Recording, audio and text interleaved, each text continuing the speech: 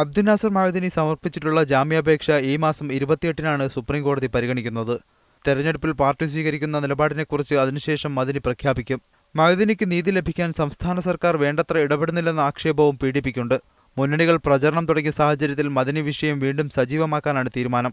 ഇതിന്റെ ഭാഗമായി മഅ്ദനിക്ക് നീതി ലഭിക്കണമെന്നാവശ്യപ്പെട്ട് നാളെ മുതൽ PDP സംസ്ഥാന കമ്മിറ്റിയുടെ നേതൃത്വത്തിൽ സെക്രട്ടേറിയറ്റ് പടിക്കൽ അനിശ്ചിതകാല സമരം തുടങ്ങും. അബ്ദുൽ നാസർ മഅ്ദനിക്ക് നേരെ നടക്കുന്ന നീതി നിഷേധം ഈ തെരഞ്ഞെടുപ്പിൽ അതിശക്തമായി പ്രതിഫലിക്കുക തന്നെ ചെയ്യും. അബ്ദുൽ നാസർ മഅ്ദനിയെ സ്നേഹിക്കുന്ന ജനവിഭാഗങ്ങൾ ഈ മാസം 28-ാം തീയതിയിലെ സുപ്രീം കോടതിയിലെ ജാമ്യാപേക്ഷയിന്മേലുള്ള വിധിക്ക് കാതോർത്ത് കഴിയുകയാണ്. കൊല്ലം നഗരസഭയിലെ PDP കൗൺസിലിൽ ആർക്ക് പിന്തുണ നൽകുമെന്ന കാര്യത്തിലും പാർട്ടി പിന്നീട് തീരുമാനിക്കും.